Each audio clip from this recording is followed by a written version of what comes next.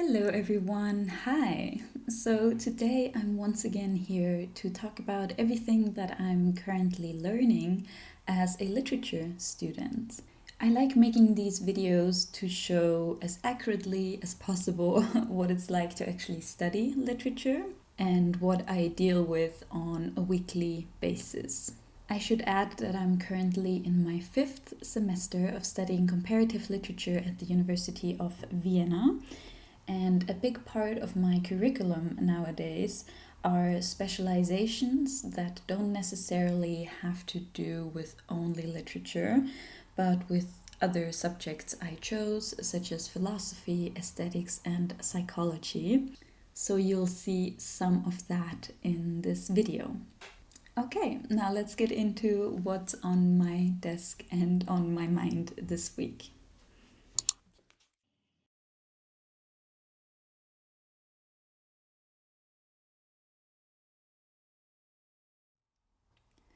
The first seminar I'm visiting is about Marcel Proust and his status in world literature. And this week we talked about the somewhat strange architecture of In Search of Lost Time. As you probably know, Proust's magnum opus, In Search of Lost Time, is divided into 7 books. I have them here. But initially, Proust wrote and planned on only writing what now is book 1 and book 7. So Le Côté de chez Swann and Le Temps retrouvé.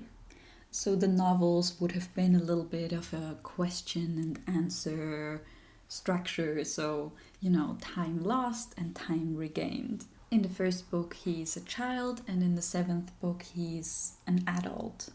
But then he added book 2, À l'ombre des jeunes filles en fleurs, where the narrator is in his adolescent years. And then at the end he pushed in books 3 to 6. And that is probably because of experiences he had in his life that Proust just wanted to make sure are in his novel. So book 3 is about social questions and society. Book 4 is about homosexuality, and books 5 and 6 are about the question of love. So this was his life's work, and he wanted to put everything he deemed important into it, and he rigorously rewrote parts of the novel until his death. Actually, only book 1 and book 2 are in its final form, and Proust was not done rewriting the other parts when he died. His rewriting process was also quite insane. Just before his death, for example, he scratched hundreds of pages from Albertine Disparue.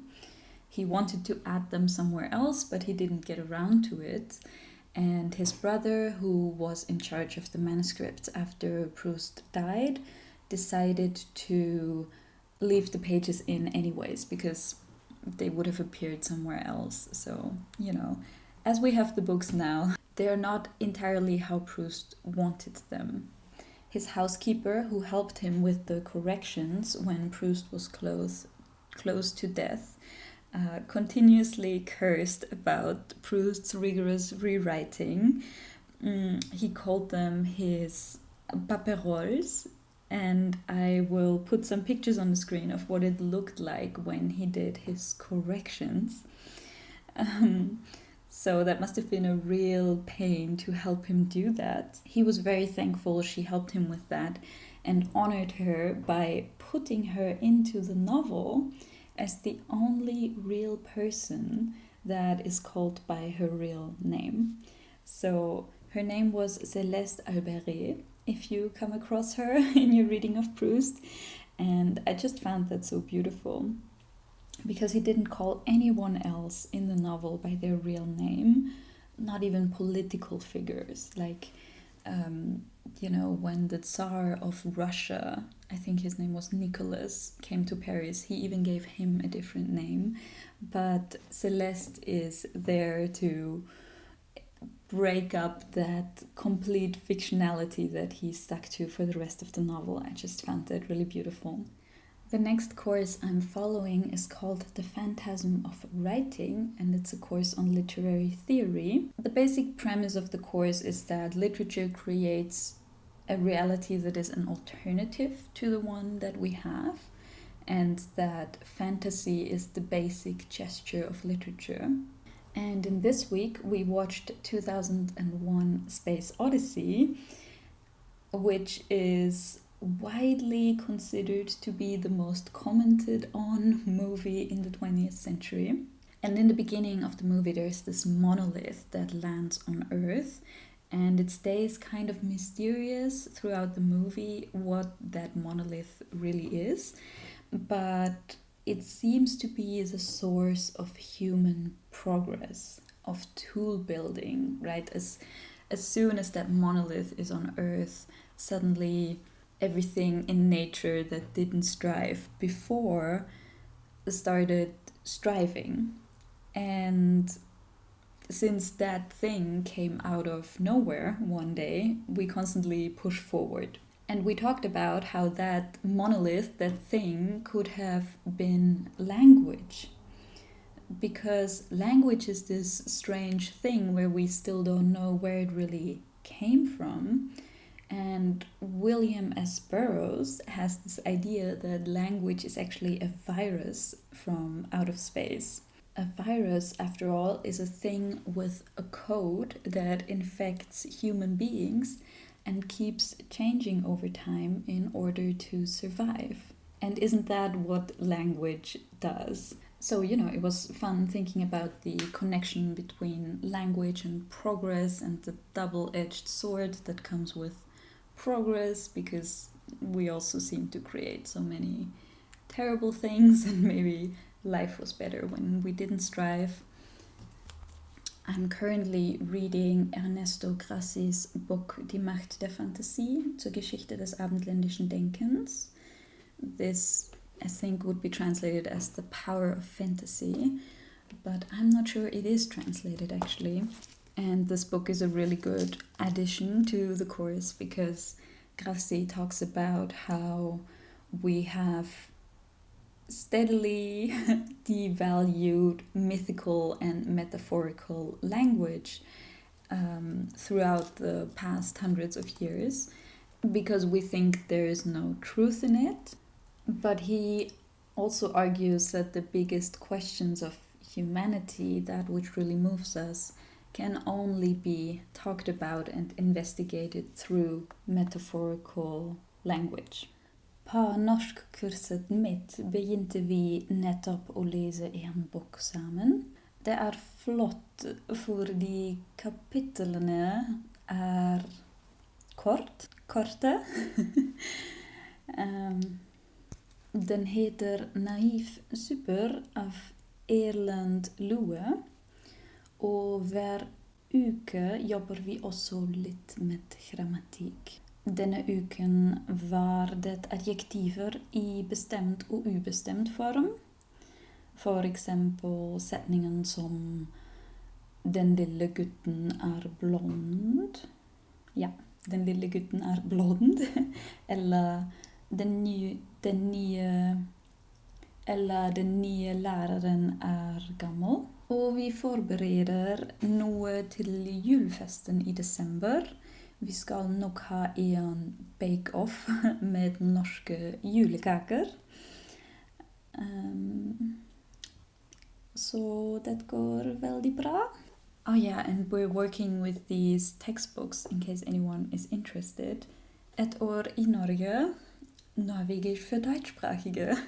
So if you're a German speaker and you want to learn Norwegian, I think this is a really good book, and it's also not too expensive. And there is a grammar part to it as well. My next course is called Literature and Psychoanalysis, Comparative Perspectives. So this course is about the intersections of literature and psychoanalysis. And this week we once again talked about the Uncanny by Freud and Freud's opinion of Dostoevsky. I'm not going to reiterate all that because I've made several videos about that at this point. I think the one about the Uncanny should have gone up just before this video. So I'll tell you about something I had to read the week before, and that is Freud's essay called The Poet and Fantasizing from 1907. In it, Freud argues that poets and creative writers transform unconscious wishes and fantasies into artistic form. He says that just as dreams fulfill desires during the night, literature fulfills secret and repressed desires in waking life. And he says that we have all created fantasy plays during childhood, right? We had imaginary worlds, and the adult stops that outward play but continues this life of fantasy internally. And creating literature is just the next logical step from that, so to say. I'll try and link the article down below. It's very readable, as Freud always is, and definitely thought-provoking. Moving on to the next course, that is called The History of Reading, Overview and Challenges. Overall, this course is about how people have read across time, not just what they read, but how they did it, why, and in what circumstances. And this week we talked about the apparent reading revolution at the end of the 18th century. So I don't know if you heard about that, but it is often believed that before the 18th century, people mainly read devotional texts. So, they might have had a Bible at home and read that over and over again. And then there occurred this big shift at the end of the 18th century, and suddenly people read a lot more novels, and there were more people that were able to read anyways. Like literacy went way up and larger quantities of texts were consumed. So all that is kind of what we think happened, and the reality is a lot more nuanced and difficult, right? It's probably not as we all imagined, that it kind of all happened within a few weeks and suddenly everyone was a reader. But yeah, that's the topic we're discussing. I'm just not following this course very closely at the moment because things have gotten kind of busy. And as I already said in my video at the beginning of the semester, I'll most likely need to triage my courses throughout the semester. And this one, because I don't strictly need to take the exam, it has fallen a little bit to the wayside. What I do know is that if you want to read about the history of reading and this apparent reading revolution, there is a book called A History of Reading in the West, edited by Chartier and Cavallo. But again, I have some catching up to do with this course, and I just don't have the finger on the pulse of what's going on there every week or anything. The next course I'm currently following is one on the history of philosophy, specifically of Antiquity. And I want to get an overview of the history of philosophy in broad strokes at least, because I feel like it's very relevant to understanding literature. So this week I'm currently learning about cosmology and ontology in Antiquity. So in plain terms, how the old Greeks thought of the world, their image of the cosmos, and the world and the universe we live in. The pre-Socratic philosophers, the earliest philosophers we know of, they were actually much more than just philosophers. Usually they were also scientists and or lawmakers and or poets. They studied the principles of the universe, and that study wasn't split up into biology and literature and law and all the rest as we do today. Anyways, back to the word cosmology. Pythagoras was apparently the first one to use the word cosmos, and not just him, but all the pre-Socratic philosophers thought that there must be a basic principle that is the basis of all of existence. Anaximenes, for example, thought that this principle was air, and that everything is made out of air. And when air thins out, for example, it becomes fire. And when air becomes dense, it becomes wind. So Anaximenes is considered a monist, mono meaning one. So someone who thought that everything is made up of one thing. So whatever this underlying principle was for these pre-Socratic philosophers, and they all had their own theories, they all thought that this underlying order was a property of the world as it is. So it comes from within. Plato was later the first one to say that yes, there is an ordering principle, but it comes from without.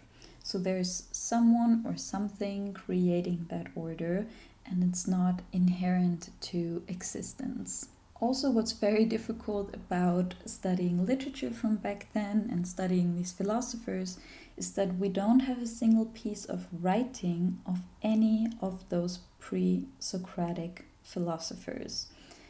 All we have is people later referencing what they have apparently said. So what we know today about Anaximenes and Heraclitus could all as well be just a bad game of antique telephone. So yeah, that's what we talked about this week, and we'll go on to Heraclitus next time and Parmenides. The next course I'm following is one in philosophical aesthetics, and it centers the question of what art is. So the basic question of the course is, what is art? And every week we look at it from a different angle, and we look at what different people have said about that. This week we talked about whether art is taste, where taste comes from, and whether one needs a certain taste to enjoy art, and what it means to have good taste in art, because that's a lot more debatable than what we think is good when it comes to food. That's usually not very debatable. You either like a food or you don't. But in art, there is a lot of dispute about that. So the text we looked at this week is Hume's Of the Standard of Taste. And Hume says that on the one hand, taste is subjective, because a feeling or an aesthetic experience doesn't inform us what the object we're looking at is, but only how we relate to it. And I think most people nowadays would agree.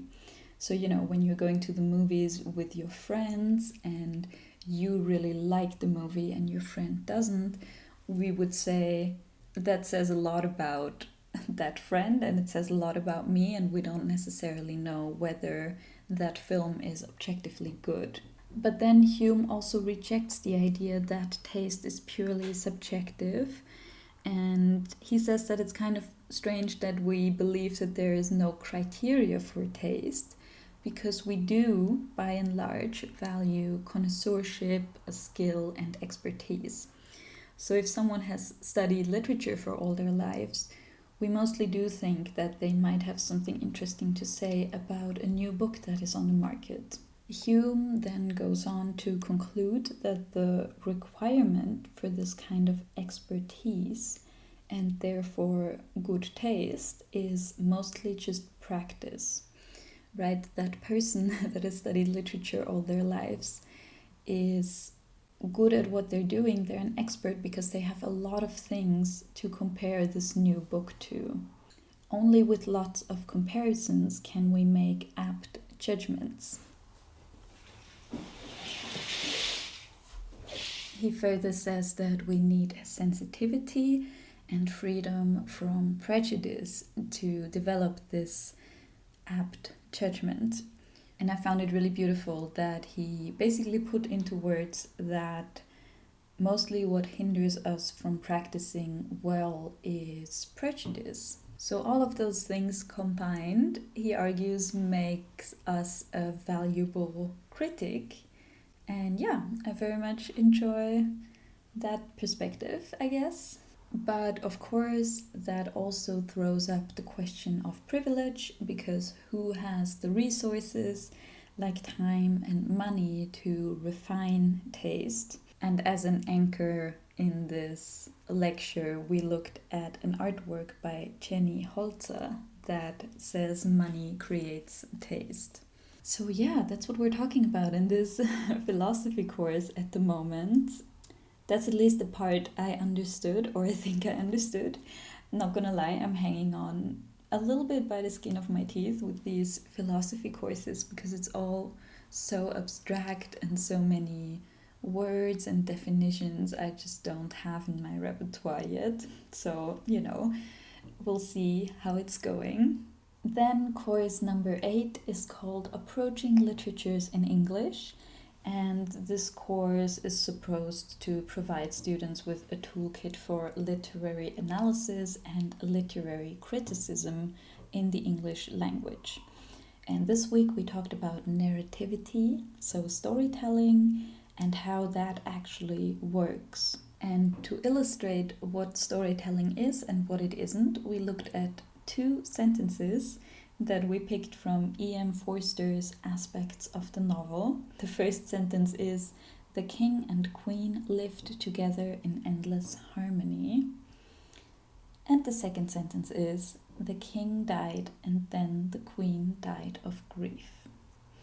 And the question of the course was, would you say these sentences are stories? Would you say there's storytelling going on? We concluded that the first sentence is not really storytelling, while the second one is, because you always need chronology and causality. Those two really define narration, and those are only present in the second sentence. So, this course is really about picking apart and dissecting all the aspects of literature that you don't really think about when you're just opening a book and you start reading. A little bit like uncovering the skeleton of a book, if you want, and, thinking about, wait, who's telling us this story? How did we just get from point A to point B? How does time work here? All that. And lastly, my course that is called Basics of and Approaches in Psychoanalytic Theories of Society. This course is about combining psychoanalysis and our view of society, whether there is a way to use psychoanalytic tools to analyze what's going on in society. And this week we looked at voting behavior and whether that can be analyzed psychologically. And for that, we looked at a study by Erich Fromm from the Frankfurt Institute. I think the study is called Arbeiter und Angestellte am Vorabend des Dritten Reichs. It's a study of German workers. So Erich Fromm and his team, they distributed 3,300 questionnaires with 271 questions each. And the questions were something like, whose fault is inflation? Or what do you think would make the world a better place? And 1,100 of those questionnaires came back, and then half of those were unfortunately lost when the entirety of the Frankfurt Institute had to flee from the Nazis. But anyways, the results from the remaining about 500 questionnaires were quite revealing.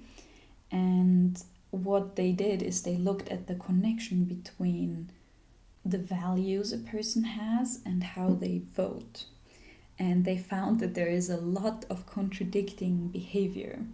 So political orientation and inner values don't necessarily match. They actually rarely match, which is so crazy to think about. For example, only 5% of the voters of the SPD back then in Germany, the Socialist Party, actually aligned with the values of the party.